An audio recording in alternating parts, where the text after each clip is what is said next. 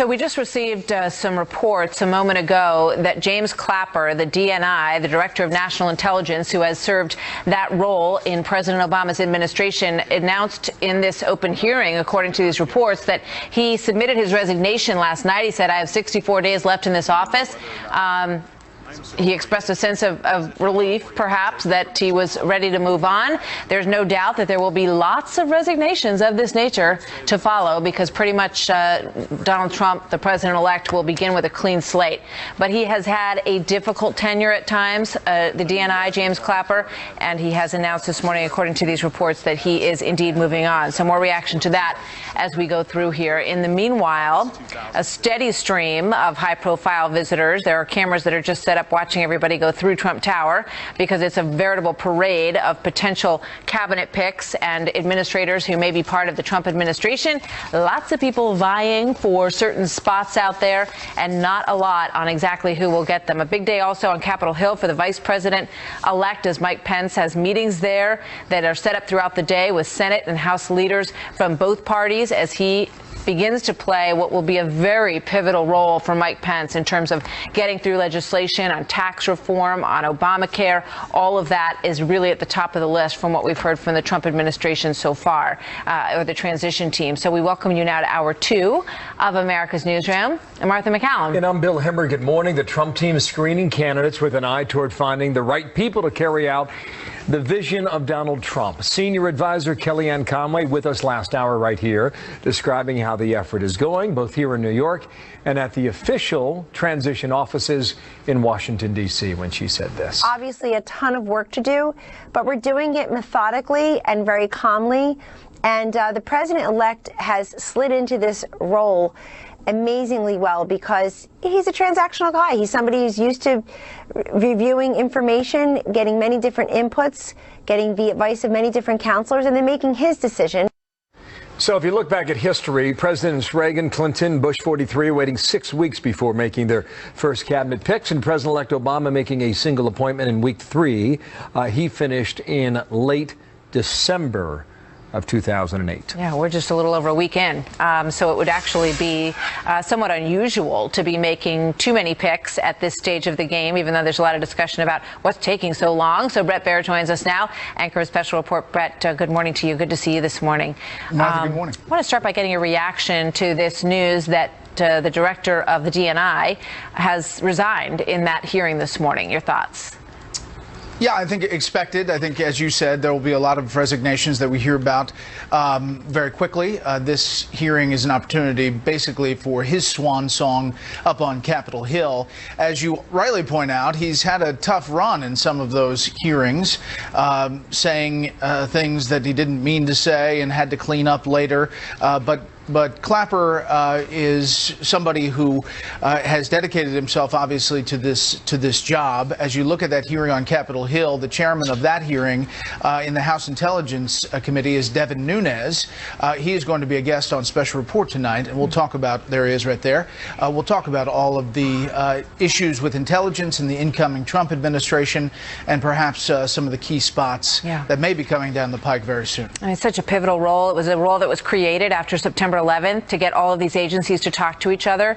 And we know that there are investigations into potential Islamic terrorist attacks in almost every state in this nation. So he has a very central role, and whoever takes on that job is going to have a full plate ahead of them as well. So in terms of what we're hearing about the transition and the process, Bret, and we watch more and more people come in, Nikki Haley's name thrown into the mix late yesterday as well. What's your take from where you sit in Washington?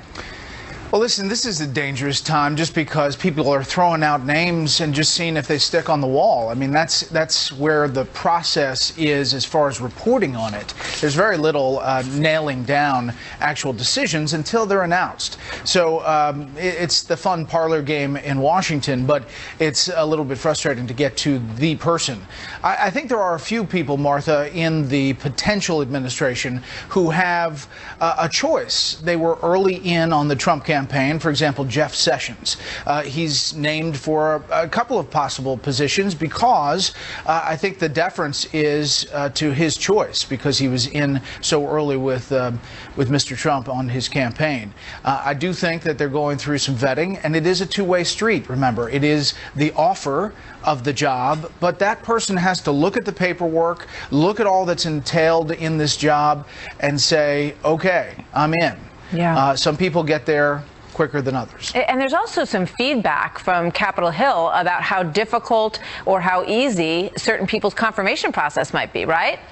Well, exactly. And, you know, you get some of these guys on Wall Street, for example, some of their background is very complicated, and and there are potential minefields out there. So, you know, one of the reasons a lot of people talk about that we don't have the best in government is because the process is pretty complex. That's for sure. To go through the paperwork and to go through the hearing to put your life out there in front of everybody. Yeah, we talked to John Sununu yesterday, and he said that his message, he said, you know, I'm not asked, but if I were asked, I would tell them to slow down. And when you look at that chart that we put up in the beginning of our introduction to you, Brett, you know, people do take their time. You look at Ronald Reagan, who made the decisions in week 6. We are barely in the second week of this process, but there's all this focus on, you know, oh, it's all chaotic, and Donald Trump, you know, comes from the outside, so he must not know what he's doing. But, you know, we got that chart up again. It really shows that people do take their time. A close look at that chart. You know, I mean, look, President Obama, the first pick, nearly 3 weeks. It was in week 3. But then, as you rightly point out, Ronald Reagan, Jimmy Carter, it takes a long time. Bush 43 is a little different because he started late with the recount. Yeah. But his process really started right after the election, if you remember. Dick Cheney running that process, eventually becoming the person who ran a lot in that administration. But I think if you look at that chart and then you look at the headlines, there is a real disconnect. And 1 week and 1 day, as of yesterday, you could give them a little breathing space. Yeah, they're big decisions, and there's a good reason to take your time. Now that we've got all of America looking for their reading glasses to take a look at that chart. Brett, thank you so much. We'll see you later. All right. Have a good one. If it's 3 weeks, there's going to be a lot of elevator rides over there. A lot of elevator rides. So the Vice President-elect Mike Pence arriving last hour in Capitol Hill. We watched that about 30 minutes ago, laying the groundwork for what he hopes is a productive relationship with Congress. We might hear from him this hour, in fact. But first, here's Mike Emanuel. We hear from him first, live from the Russell Rotunda on the Hill. Mike, good morning. What's happening? Well, Bill, good morning to you. It's worth noting that Vice President-elect Mike Pence spent 12 years on Capitol Hill in the House of Representatives before becoming Indiana governor. So Pence does not need a map to get around the halls of Congress. He also doesn't need a whole lot of name tags after serving as the former chair of the House Republican Conference. The Vice President-elect has relationships here on the Hill dating back 16 years and is the obvious bridge from a new administration to getting things done in Congress. The Trump administration has big items on its early agenda, including an infrastructure package, rebuilding highways, bridges, and upgrading our airports, for example, tax reform, repealing and replacing Obamacare, and confirming a Supreme Court nominee. All will require close coordination between a new White House team and leaders here on Capitol Hill. Bill? What about dealing with Democrats? Mike, give us a lay of the land about what you're picking up on that. Well, the Vice President-elect certainly has relationships with them. He will sit down with them as well. Chuck Schumer will be the new minority leader in the new Congress, taking over after Harry Reid retires. He has relationships with President-elect Trump as both being New Yorkers. He is due to sit down with the Vice President-elect at 2:15 this afternoon. After serving in the House, Pence and Democratic leader Nancy Pelosi certainly know one another. Pence and Pelosi are expected to meet around 1:45 this afternoon. In one area we're hearing a lot of interest from Democrats is the President-elect's package on infrastructure. That may be an early area of common interest. Bill?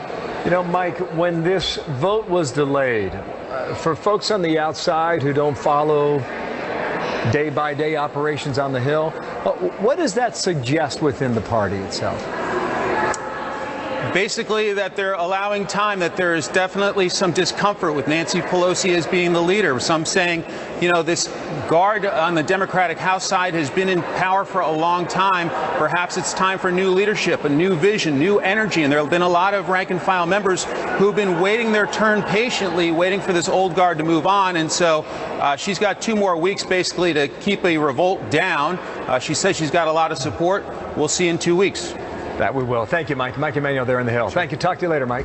8 minutes past. So some breaking news that we're keeping a close eye on here. Director of National Intelligence Jim Clapper is being questioned in this hearing and told them that he turned in his resignation and that it felt, quote, pretty good, he said, as he gets ready to roll on in 64 days. And the consideration is underway for who will replace him as the head of the Director of National Intelligence. It is a very important job that coordinates all the agencies, and there are many that do intelligence for our country. So we're keeping an eye on that. And speaking of the transition, is it going smoothly?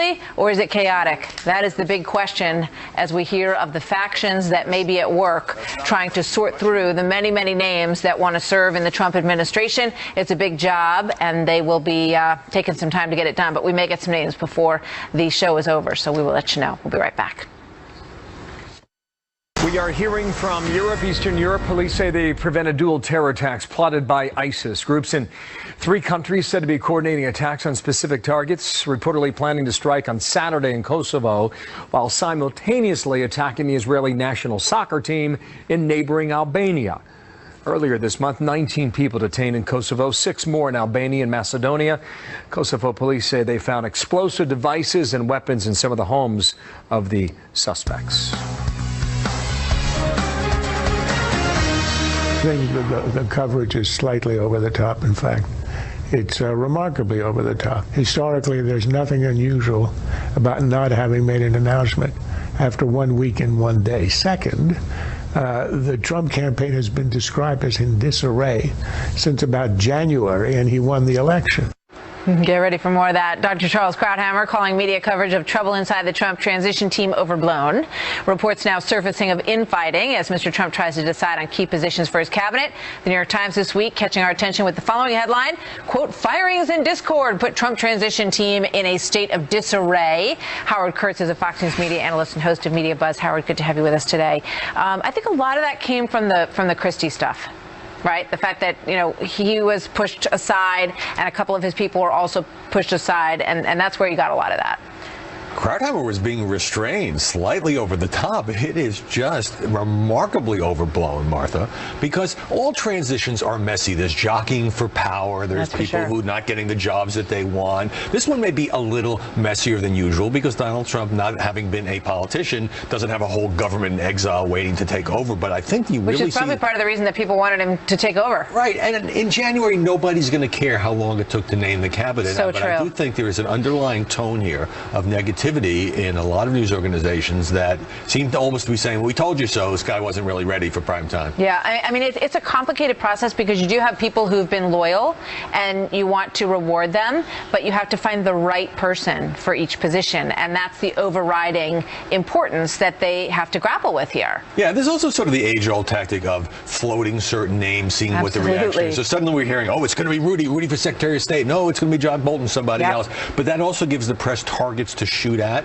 And so, you know, we see a lot of stories about, well, this guy going to have something to write about, right? So, I mean, that's part of what's going on. The big story right now. Yeah. You know, I do want to talk to you about this issue of the presidential press pool, because we saw the moment the other night when Donald Trump decided to go out for dinner, like he, I'm sure, has always done with his family. They hopped in their cars and went around, but they had already put a lid on the press for the evening. So explain to those who might not have had that sink in, what's going on here? Well, first of all, Martha, there's a collective press freak out over the fact that Donald Trump took his wife to the 21 Club. And I think most people would say, well, he doesn't need nosy reporters trailing him. But there actually is an important principle here, and that is the reason there is what's called a protective pool for the future leader of the free world and for actual presidents once they're sworn in is a body watch, that something might happen, something unfortunate might happen. We saw that with Ronald Reagan in 1981. We saw that on 9/11 even with George Bush, you want to have the press there, not to intrude, but all new presidents have a trouble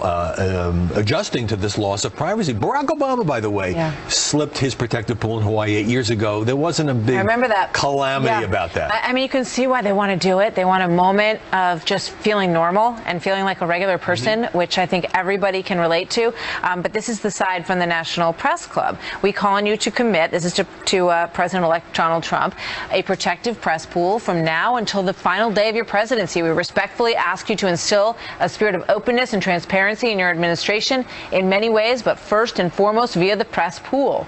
A great America depends upon having sunlight on its leaders. We expect the traditions of the White House press coverage to be upheld, whether in Washington or elsewhere. I'm thinking it's going to be an interesting correspondence dinner already. What do you think, Howie? Well, given the contentious relationship, look, President-elect Trump should commit to a protective press pool. You believe he will? I believe he will. His staff is sending signals that we just have to kind of get it together. And so the notion that he's not going to and he's going to shut the press out, I mean, if he does all that, I'll be on the show to criticize him. But I think, we shouldn't go crazy over one dinner at the 21 Club. Yeah, I think they've sent signals that they intend to do just that. And you can understand the press corps pressing their opinion on it as well and wanting to make sure that that happens. Worst job is being a pool reporter now and sitting around Trump Tower for hours and hours. There's somebody going into the elevator and you don't get anything out of him. Crazy, right? Oh my gosh. All right, Howie, we'll be watching it all with you with great interest. Always great to have you here. Thanks, Thank you so much. Now, from New York down to Washington, Mike Pence is there today. He's in meetings right now. We may hear from him this hour. Meeting with leaders on both parties, first Republicans, then Democrats. So trying to lay the groundwork for cooperation from day one between the White House and Congress. Those first 100 days are so critical. We'll see what Mike Pence has to say a bit later today. Also, firefighters all around the country heading to the southeast to fight these fires. 7 different states now affected, and residents there are hoping for a break. It's all in the Lord's hands now. The rain will come when it comes. The real rain. The real rain. Breaking news right now. The Director of National Intelligence, the DNI, announced his resignation moments ago. That is James Clapper. He will be leaving his position. In fact, right now, Clapper is testifying before this House Intelligence Committee. It's underway right now. Leland Vitter's tracking all the movement down now from D.C. Leland, what are you picking up? Good morning. Well, good morning to you, Bill. More of a formality, really, in terms of this resignation than a surprise. We had known that Director Clapper was on his way out at the end of the administration. He'd often talked about the fact that he only had X number of days or months left in office. You see him testifying right now in what you could probably consider to be an exit interview, if you will. And the big question here is exactly how open, how forceful will the Director of National Intelligence be? Few things here. Congressional Republicans say they won't let go of the Clinton email scandal despite the election results. And on the other side, the Democrats don't want to seem to let go the Russian involvement in hacking before the U.S. election. A number of top intelligence officials, including Mr. Clapper, implicated Russian hackers possibly acting on Moscow's orders in the DNC hack and maybe the WikiLeaks emails as well. Any proof of Russian involvement could have a big impact on the Trump administration, perhaps forcing Mr. Trump, who has already talked to Vladimir Putin, to respond to such evidence. Next comes the issues of Clinton's emails themselves, something the Republicans are going to ask about. There are still a lot of questions about the server and if it was compromised by foreign intelligence services. Clapper could offer a lot of details on that, along with questions about why there wasn't a formal damage assessment done about the possibility that Clinton's emails were compromised after being improperly stored. Other topics that could come up, and it is as wide as the world when it comes to intelligence matters, but this is what we're watching for, the status of the Taliban 5, and those were the worst of the worst, who the Obama administration traded for Army deserter Bo Bergdahl. Video of his trade right there. The last possibility is questions about the Trump transition, specifically who gets access to the most sensitive of government secrets when it comes to the presidential daily brief, those kinds of things. So far, really, the only thing that's come out of this hearing thus far, Bill, is the director saying it feels pretty good to only have 64 days left as the nation's Director of National Intelligence, and then he can sleep in like so many other folks who are leaving the administration here in Washington. Long road. Thank you. Leland Vitter there in Washington, D.C. More headlines when we get. Thank you, Leland. I want to get you this breaking news now. Dozens of wildfires are still scorching parts of the southeast. The region is parched by extreme drought. Dry autumn leaves are now actually fueling those flames. Fires burning across 7 southern states. Thousands of firefighters from outside the region have flocked there to help the local firefighters there on the ground. Jonathan Seri is live in Clayton, Georgia, with this story for us. Good morning to you, Jonathan.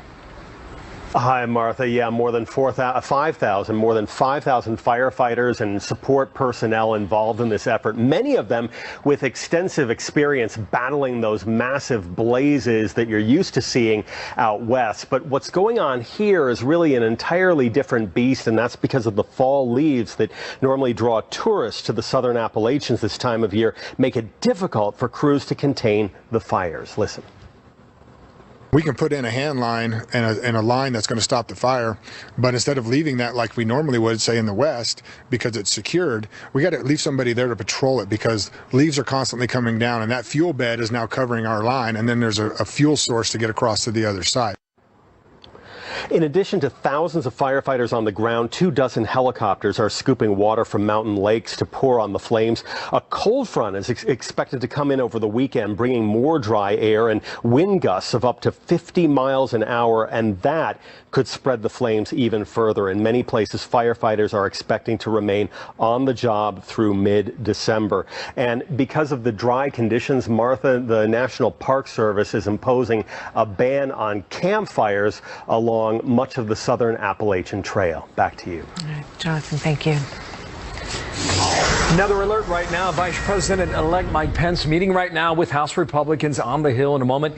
He'll also talk to the House Speaker, Paul Ryan. Then he meets with Democrats, and so we'll tell you about the movements there, what's happening in D.C. Also in a moment, a congressional selfie to end all congressional selfies.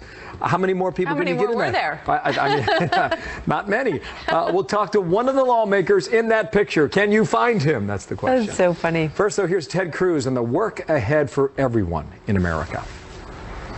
We are going to, I believe, repeal Obamacare, and we are going to confirm strong conservative Supreme Court justices to protect the Constitution and Bill of Rights. And if Democrats think they can stand in the way on that, I think they're sorely mistaken.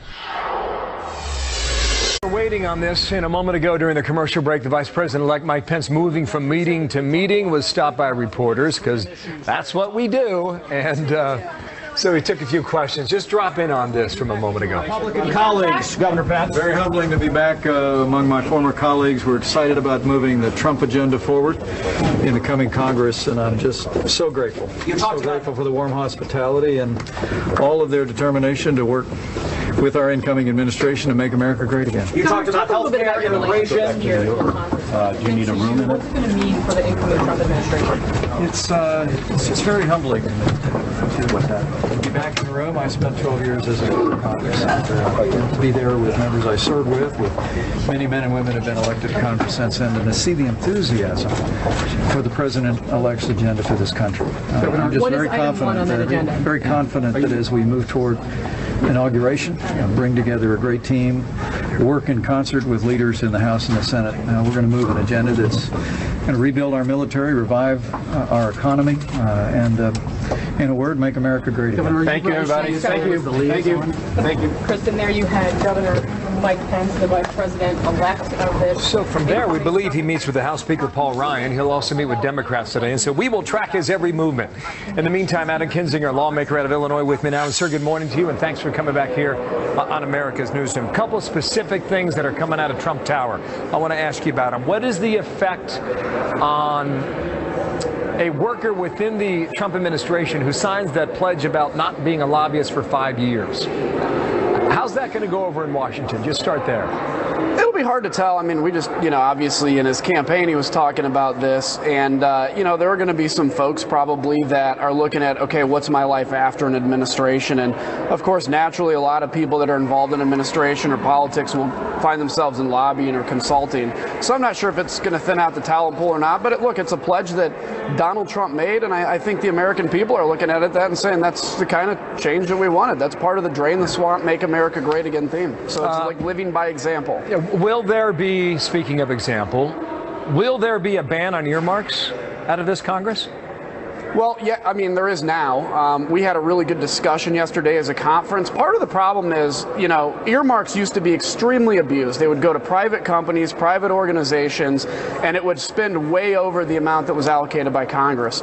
But what actually happened is, when you go to a full ban, you actually give the power of where that money is spent to faceless bureaucrats in Washington, D.C. So what we came to an agreement on is part of clawing back Congress's power out here, you know, for the American people. We have to discuss how to get back to where we can actually direct spending without abusing it in the full light of day and without adding a single penny to what would have been spent already. But this will be a conversation that we're committed to having in the light of the day in front of the American people. A broad picture now. Ted Cruz 2 hours ago on Fox and Friends said the following.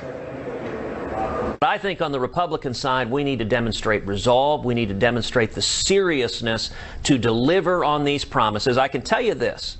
We are going to, I believe, repeal Obamacare. And we are going to confirm strong conservative Supreme Court justices to protect the Constitution and Bill of Rights. Any disagreement there? No disagreement whatsoever. We, in fact, when Vice President-elect Pence was talking to us today, when we were meeting before he came in, talking about the way forward, we have a very robust first 100, first 200-day plan. We've got a way to get repeal of Obamacare through and some other really big things, including making taxes freer and fairer and flatter for everybody, and really reviving this economy like President-elect Trump promised. So, and we've got ways to do it. Even with the 60-vote threshold in the Senate, we've got ways to work this. So I'm actually really excited. The team's united, and I think the American people are hopefully going to get what they voted for, which is real change. We just saw a picture come across the Twitter feed, and there's a lot of people in this selfie. You apparently were one of them? Yeah, I'm somewhere in there. I guess they used a... By the way, I hate selfie sticks, but they used a selfie stick to take it, so I begrudgingly accepted. But I think I'm in the way back. The Vice President-elect, Mike Pence, used a selfie stick. I don't know if he used it. I couldn't see with the throngs of crowds in front of me. Somebody used it, but he was in a picture with a selfie stick, and I used to protest that, but I'll take it on this time. Thank you for your time today. No, it's a big day for your family. Your grandmother turns 95. Yes, happy birthday, Grandma. Happy 95th birthday. A life well lived. Thank you, sir. You bet. Good stuff. All right, let's go back there because that's where a lot of the action is today. And our senior Capitol Hill producer, Chad Pergram, is standing by with more. Chad, over to you. So just a couple of moments ago, Vice President-elect Pence came to Capitol Hill. He walked right in this door behind me. He met with House Republicans for about 45 minutes. You have to remember that it wasn't that long ago that Mike Pence was the type of person who led that meeting. He was the chairman of the House Republican Conference.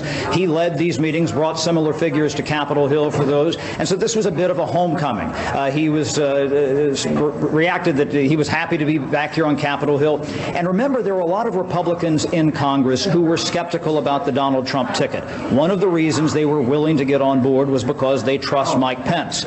I'm told a lot of the conversation focused on faith-related issues. They talked about a religious provision in a defense bill. They also thanked him for his pro-life stance. Pence said he was only going to take about 4 or 5 questions here, but he talked for 45 minutes. He is going to meet later in the day with the House Speaker, Paul Ryan. He also has a couple of Democratic meetings. He's going to go meet with Nancy Pelosi, the minority leader, and then go over to the Senate side and meet with Chuck Schumer. Going back to the meeting here, he stopped just by the cameras a couple of moments ago here, and here's a couple of things he said. He said, "We are confident. We are working in concert with members of Congress here on Capitol Hill." He says, "We're going to rebuild our military, and in a word, make America great again." All right, Chad, thank you very much. Interesting to watch all of this unfold. You saw Mike Pence's daughter, Kelly, there with him. It's just an extraordinary moment for them as they return, as he is about to become vice president. Big agenda, but they've got to get the Democrats on board, at least to some extent, to get some of this through without a filibuster. So that's the work that he's got cut out for him. It appears, right now, just looking at some of the headlines coming out of Capitol Hill, that Republicans in Congress could get a 3-month extension, perhaps, on some sort of budget deal that pushes it back maybe to March. That would give the incoming team 60 days, maybe 80 days to perhaps outline its own economic agenda. So just be on the lookout for that today. May happen. So a U.S. city approving a lesson plan, calling the next president a racist. We'll tell you what that's all about and where that's happening in a moment. And students across the country still protesting the election, what these activists are hoping to achieve. I'm here at this protest because there's been a lot of groups that have been hurt by some of the rhetoric of Donald Trump, and since now he's elected into presidency, a lot of us are standing up and saying, you know, he has to be held accountable for the words that he has said.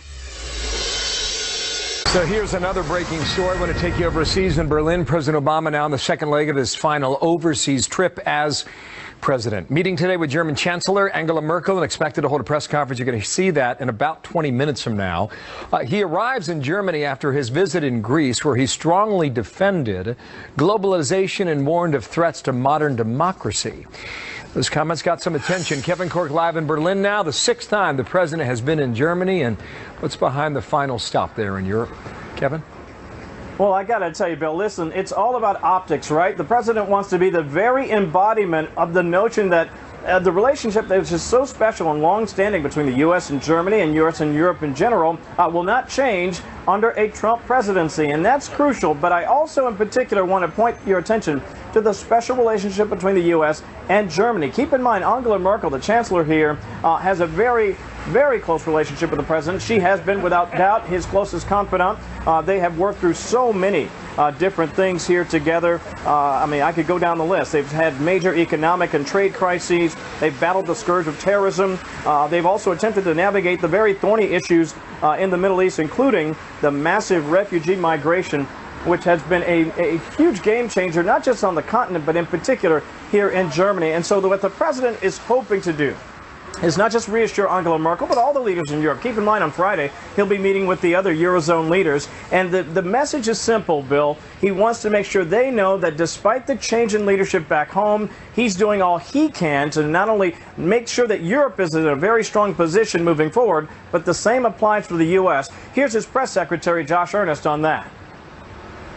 President Obama certainly dedicated a significant portion of his presidency to making sure that that relationship was deepened, that that relationship was strengthened in a way that had enormous and significant national security and economic benefits for the American people. And there certainly is a tradition of presidents in both parties choosing to pursue that, but ultimately President-elect Trump will have to determine what sort of path he wants to chart from here.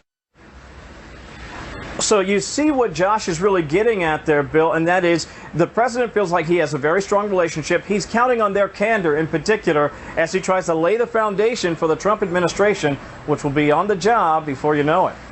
We're watching. Thank you. Kevin Corke live there in Berlin. More coming up on that top of the hour. Protests erupting across the country following Donald Trump's victory. Many demonstrations taking place on college campuses, including this one that was at Rutgers University in New Jersey. But it's not just students who are participating in all of this. A number of leaders of sanctuary cities say that they will ignore any deportation order, many of them saying that they will not work with the feds to deport undocumented immigrants. Leslie Marshall is syndicated radio talk show host and a Fox News contributor. Steve Hilton is founder and CEO of CrowdPack and a former strategy director for UK Prime Minister David Cameron. Welcome to both of you. I think one of the big issues here is, good morning, is understanding what the actual policy will be. Because the administration so far that's coming into leadership here has said that what they're first going to do is lock down the border, and then comes finding people who are criminals, who have committed crimes in this country or have been kicked out and come back, as we saw in the Kate Steinle case, and make sure that they're gone before any sort of removal of other people would happen. Is that your understanding, Steve? I think that's exactly right. I think that the focus of the policy is on exactly what was set out in the campaign and seems perfectly reasonable. And the core principles of that a country should be able to control its borders, decides who comes here, make sure that people who've broken the law aren't allowed to stay here. I don't think there's anything unreasonable about any of that. And the thing I'd really say about the mayors around the country who are saying they're going to defy anything that might happen is this. Look, I'm a real believer in local government, in decentralization. I think that in many ways our government is too centralized. But there are certain policies that just have to be carried out at a national level. And immigration is one of them. You just can't have a patchwork of different immigration policies around the country. It doesn't make sense. I just want to play this exchange with Tucker Carlson last night. He spoke with one of the Rutgers students on his show, and here's what happened. Watch. Do you think people have a right to lock their doors? Or do you think they have an obligation to let anyone in who chooses to come? Well, you're saying that the United States has no right to prevent people who want to come here from coming here. And I'm just asking you, does the same apply to us as individuals? Do you have a right to keep people out who want to share your apartment with you? I think that's not really a direct analogy. That obviously a nation state, a sovereign nation state, is very different from an individual. I was trying to make the point that, you know, every nation has to have a border. And I think when you look at it, you know, in that way, Leslie, most people accept that. Well, first of all, there's a very big difference between a border, a well-patrolled border, and a walled-off border, which it won't be. I mean, I was listening to interviews today. They're talking about 100 to 200 miles of possible additional fencing, and we know the fencing just a couple of hours south of where I'm sitting is not necessarily working. The drug cartels have miles and miles of tunnels underground, and we saw people go over the Berlin Wall, for crying out loud. So I understand the analogy.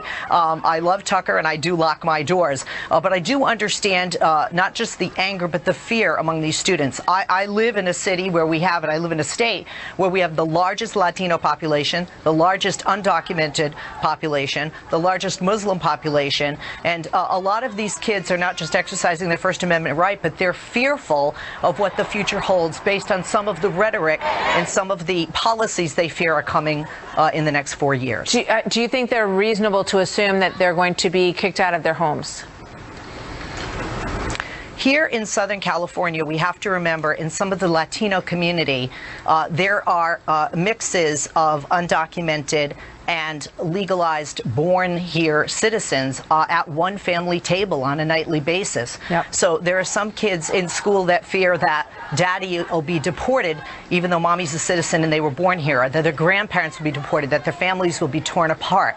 They're also concerned about the racism. We've seen a lot of hateful attacks, unfortunately, since the election. But I think, and I think a lot of people are waiting. But there needs to be a focus on exactly, you know, what the laws are in the country that exist. And there's so many people who come here, immigrants, first-generation immigrants who come here legally, who, you know, sort of spend money they don't have to, you know, get through the process, who leave and come back, you know, according to the rules. And so why would it be that they have to be subject to a different set of rules than people who run across the border, Steve? I don't think they should. And I think that the other point we've got to bear in mind here is that because of what I consider to be the essential reasonableness of the actual policies, what you're seeing in the response, which I agree with Leslie, it is very sincerely felt. I don't think we should dismiss it as being insincere. But the trouble is, it's not a response to the actual policies. It's actually a response to the propaganda that was created during the campaign, where those on the left built up Trump to be such a cartoonish monster that people now believe these things, which don't really bear any relation to the policy proposals he was making in the campaign or is making now. Yeah, I mean, I think the actions will speak the loudest, and it is incumbent upon the new administration to follow through with the policy that they put down and see it through. But I think that everybody, you know, sort of needs to take a deep breath and see how that plays out. Thank you very much, both of you, for being here today. Good to see you. Guess what we've got? We now have a camera inside the lobby, the Trump Tower. So, folks, this is what you're going to see very soon for the next, what would you think? 2 weeks? At least a couple of weeks. 4 weeks, right? The comings and goings. The comings and goings, and there's a big list of them today, including the Japanese Prime Minister. You think we should run over there and just run in front of the cameras, just demonstrate how it works for people? I don't think they'd let us in. So Mr. Trump has a series of meetings yet again today, much like yesterday, and so we're gonna see this flow go in and out for some time now. And Kellyanne Conway led our show earlier today, and we were asking about the transition process and some of the reporting that suggests it's a Game of Thrones inside there, or that it's a knife fight, and Apprentice-like, perhaps. She wanted to assure everybody that the transition process and the schedule is on track. That was her message. Yeah. She was talking about the fact that, you know, you have to take your time, that other presidents have taken their time. Most of them have not really done any of these decisions until at least a couple of weeks in. So Donald Trump has already made 2 of those big decisions. And it looks like they are getting close on some of these others as they watch people come in and out. Rudy Giuliani was one of those who came in earlier this morning. We saw Sean Spicer, who we've talked to as a communications director of the RNC, also coming in and out. So it's pretty fascinating, actually, to have a camera to watch the ongoing ongoing process. Yeah, and there is news, too. The landing teams that they mentioned last night that will interact with the federal government, the federal agencies, I should say, that in Washington. That includes State Department, Justice Department, Defense Department. So that's the approach the Trump team is now taking, and this process has been launched. So. Can you imagine the excitement at these agencies? The landing team is here. It's going to be very interesting during the swamp underway. We'll see. We'll be right back. So from the city of San Francisco, it's approved a school lesson plan branding our next president a sexist and racist. The city's Republican Party understandably outraged at that, and William Lajeunesse follows up. He's live in L.A. In California. William, what's happening? Well, Bill, we all know that teachers can have a very positive influence on students. Well, I want you to meet one who is shaping minds in San Francisco with a teachers union.